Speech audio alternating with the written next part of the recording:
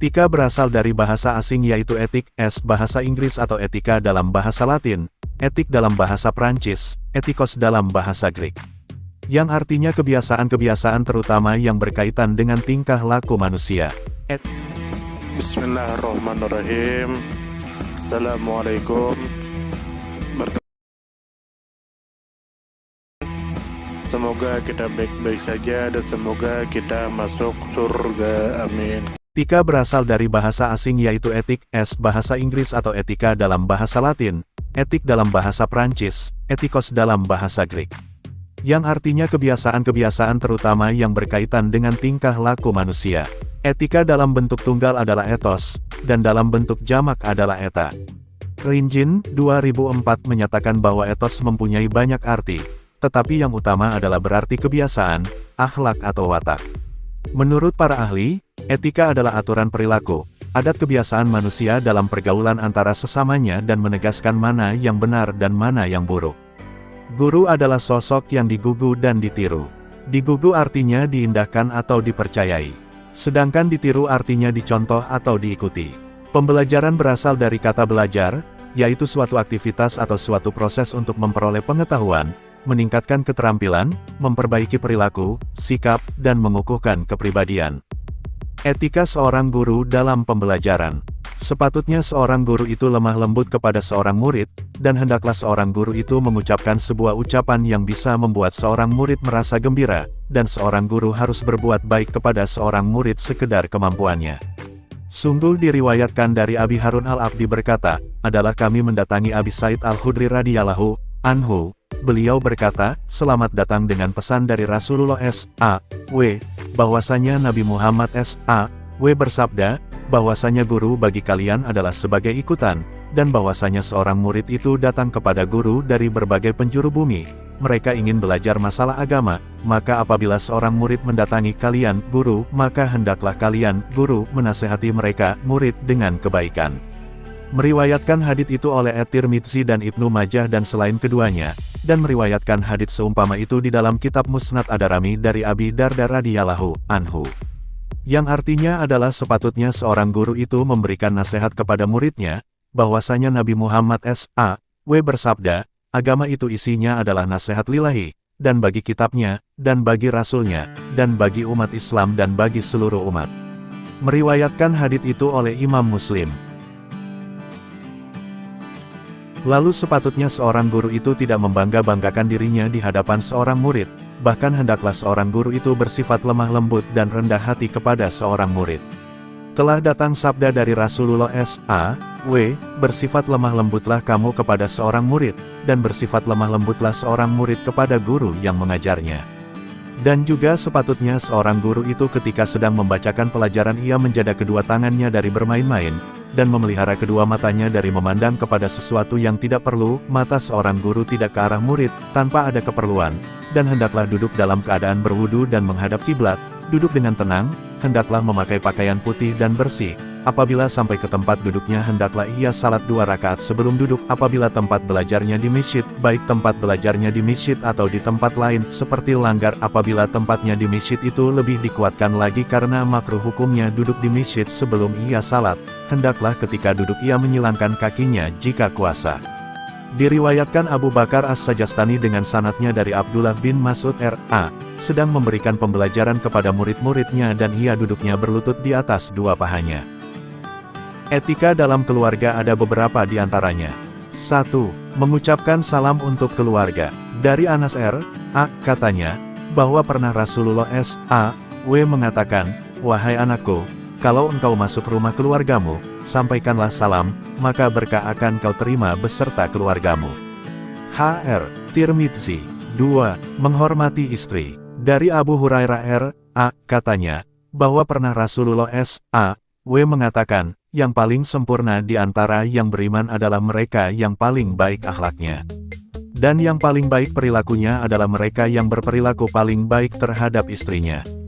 H.R. Tirmidzi. 3. Adil. Sesungguhnya orang yang berlaku adil itu kelak di hadapan Allah akan berada di mimbar yang terbuat dari cahaya, yaitu orang yang adil dalam memberikan keputusan, kepada keluarganya dan kepada orang-orang yang berada di bawah kekuasaan, kepada keluarganya dan kepada orang-orang yang berada di bawah kekuasaan mereka. Hr. Imam Muslim dari Ibn Umar R.A. Hubungan antar jiwa yang dibalut dengan ketenangan, ketenteraman, rasa kasih sayang serta sikap saling menutupi rahasia dan menjadi hiasan satu sama lain. Al-Quran melukiskan hubungan suami istri dengan gambar sedemikian terang, dalam firman Allah SWT. Yang artinya, dan di antara tanda-tanda kekuasaannya ialah Dia menciptakan untukmu istri-istri dari jenismu sendiri, supaya kamu cenderung dan merasa tenteram kepadanya, dan dijadikannya di antaramu rasa kasih dan sayang. Sesungguhnya pada yang demikian itu benar-benar terdapat tanda-tanda bagi kaum yang berfikir. Quran Surah Ar-Rum ayat 21. 4. Seorang istri tidak menolak ajakan suaminya untuk berhubungan intim. Rasulullah SAW bersabda, bila seorang wanita tidur menjauhkan diri dari suaminya, malaikat akan melaknatinya sampai ia kembali. Hadis riwayat Imam Bukhari dalam bab nikah. 5. Menjaga rumah dan perasaan suaminya. Rasulullah SAW bersabda, tidak diperbolehkan bagi seorang wanita berpuasa kalau suaminya ada di rumah kecuali dengan seizinnya, dan dia tidak boleh memberi izin masuk rumah kepada orang lain tanpa izin suaminya. Hadis riwayat Imam Bukhari dalam bab nikah. 6. Kehidupan yang meneladankan kasih sayang, kedamaian, menjauhkan kesulitan, memberikan pertolongan, serta menjauhi ucapan yang keji dan kotor.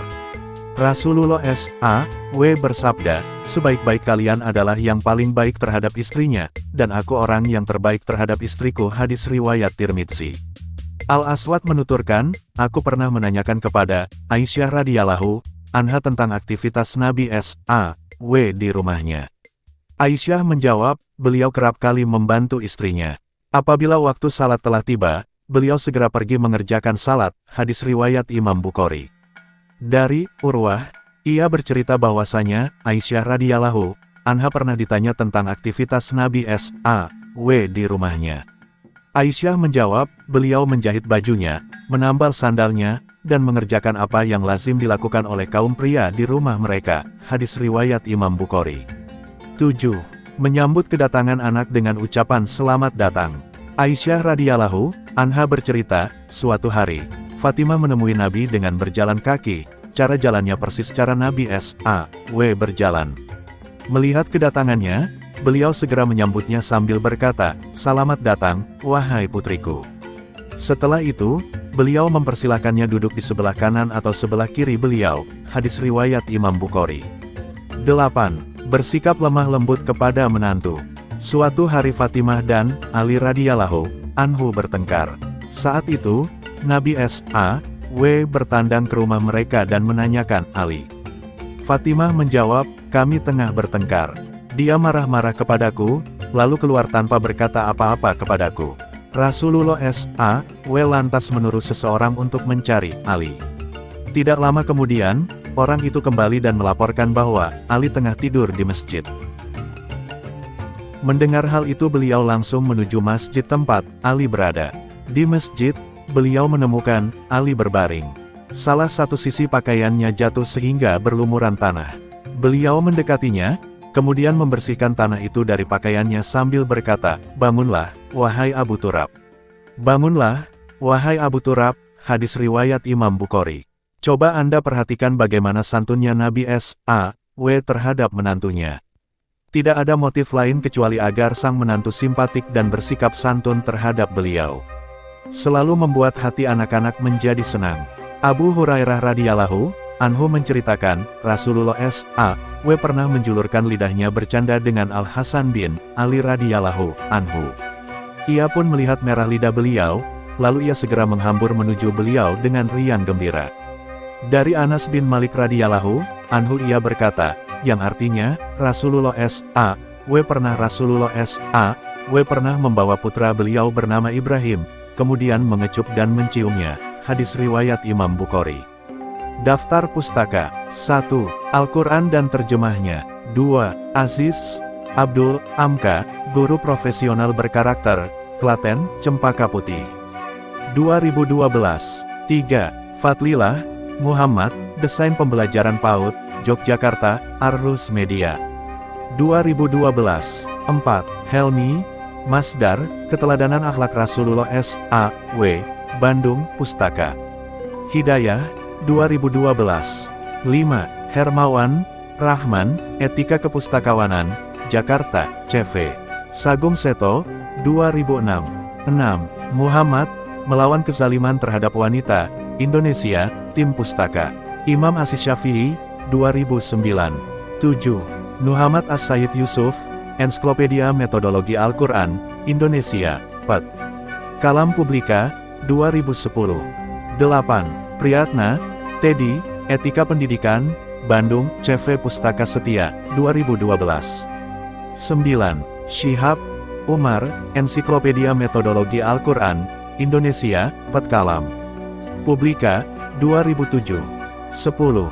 Suud, Abu, Sepanjang Hari Bersama Rasulullah S.A.W., Semarang, Aneka Ilmu. 2003. 11. Warsidi, Edi, Sikap Hidup Rasulullah Patut Dicontoh, Bandung, Mitra Sarana. 2012. 12. Yahya, Etibian, Damaskus, Hirmain, 1991. Terima kasih banyak. Mohon maaf jika ada salah. Semoga kita masuk surga. Semoga kita semua disehatkan badan, dilancarkan rezeki, dikabulkan segala hajat. Terima kasih banyak. Sampai bertemu di pertemuan selanjutnya. Salam damai. Terima kasih. Semoga kita baik-baik saja. Mohon maaf. Terima kasih. Semoga kita baik-baik saja. Mohon maaf. Terima kasih. Semoga kita baik-baik saja. Mohon maaf. Terima kasih. Semoga kita baik-baik saja. Mohon maaf. Terima kasih banyak. Mohon maaf jika ada salah. Semoga kita masuk surga. Semoga kita semua disehatkan badan, dilancarkan rezeki, dikabulkan segala hajat. Terima kasih banyak. Sampai bertemu di pertemuan selanjutnya. Salam damai.